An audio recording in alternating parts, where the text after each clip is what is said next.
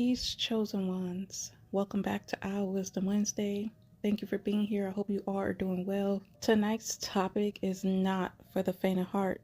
We're stepping into the shadows where the spiritual and the physical worlds overlap in this third and final episode in my Halloween mini-series, where something that looks exactly like you might be waiting for you here in the physical, not in the spiritual. They say every soul has a reflection beyond mirrors, a version of you that walks outside of the veil in the spirit, where time bends and shadows breathe. And it's called having a doppelganger. And this is my own personal experience, interaction with a doppelganger. There are many other folklore stories, but I decided to tell my own personal story. No one else knows this story except for one other person. That was my boyfriend at the time. So throughout this series, we've been traveling back in time. We've been to the 90s, early 2000s. Let's go back to the last year number 9, which would be 2016. We are also currently in a year number 9, 2025. So in 2016, my life was very complicated.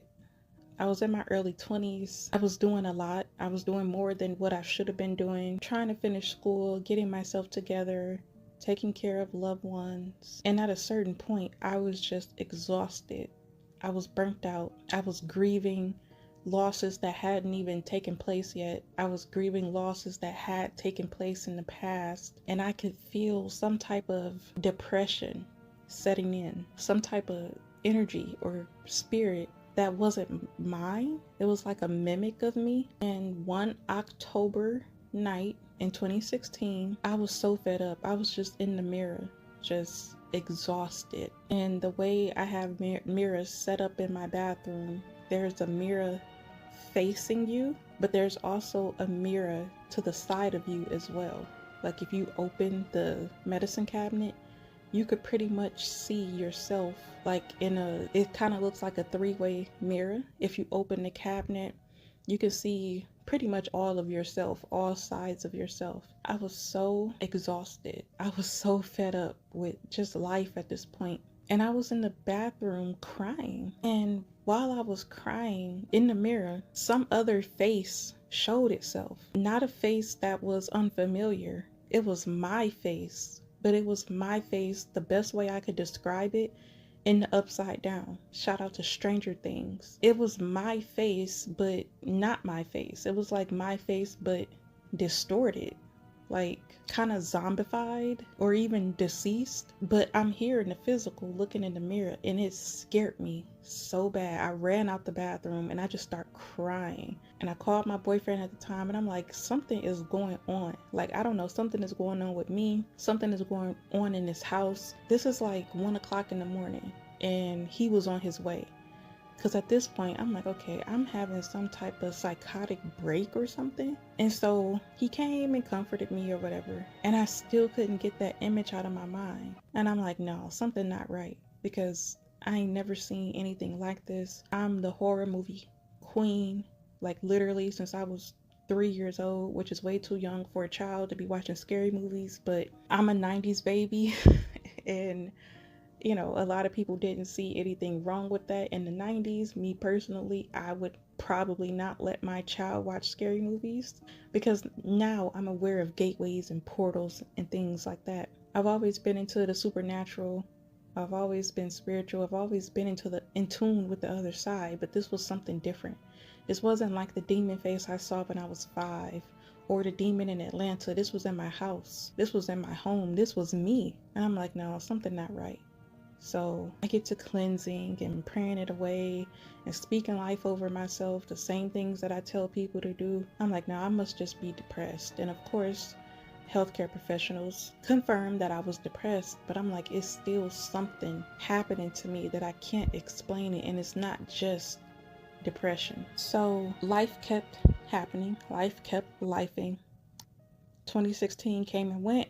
We're now into 2017. I took a significant loss, a loss of a very dear loved one. And of course it was hard on me emotionally. This was the loss of my mother, which I'm going to talk about that in future videos. But when I went to schedule my next mental health therapy appointment, as I had already been scheduling for years, I'm talking to the representative and she's like, yeah, for some reason, we can't find your information in the system.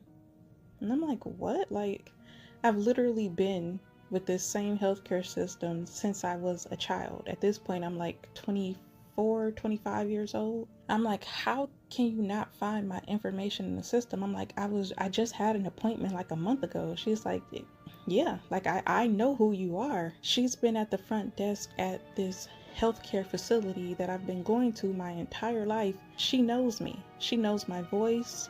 She knows my family.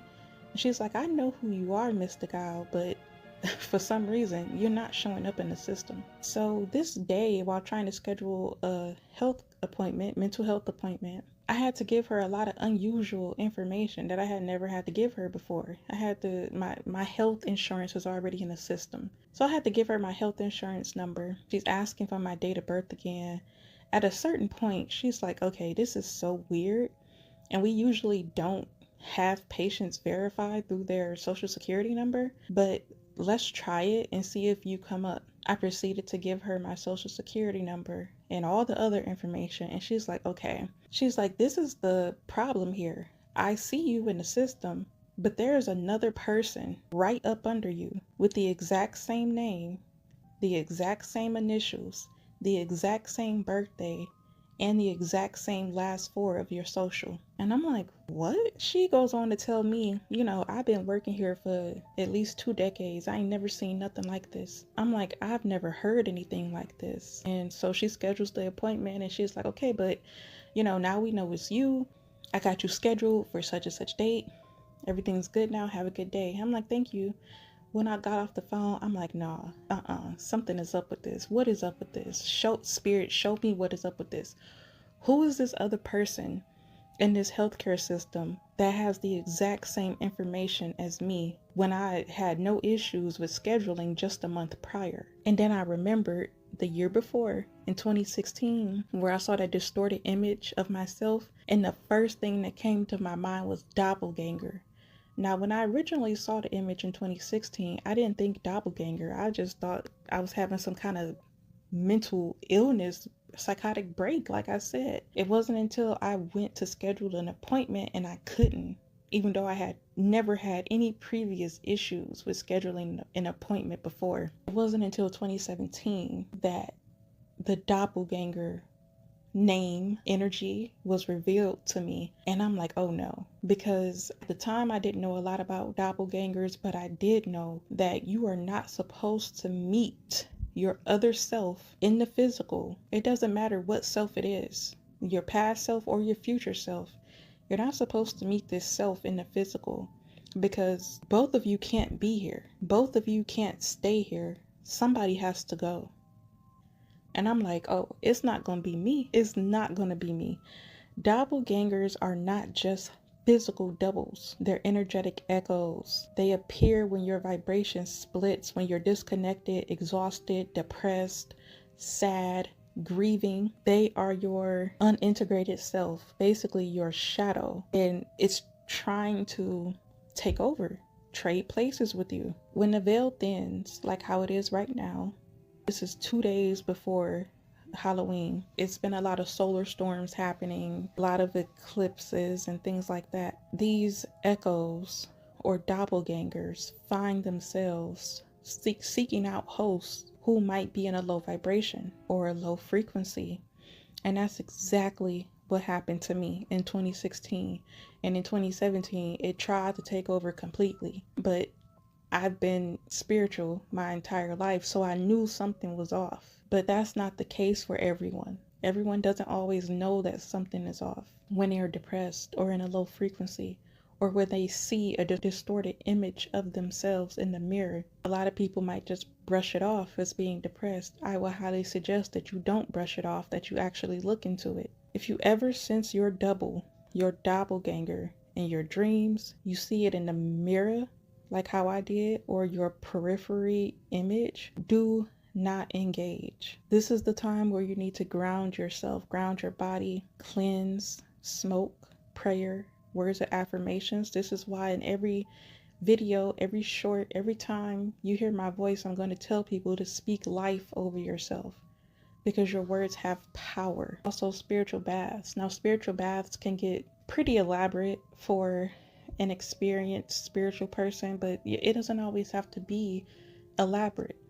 A spiritual bath is just water, salt, usually Epsom salt or some type of salt with magnesium in it as well. And your prayers, like your spoken word, put your hand in the water and speak over the water, command the water to do what you want it to do, especially when it's involving protection of your mind, protection of your heart, protection of your spirit, because these are how these things get into our physical world.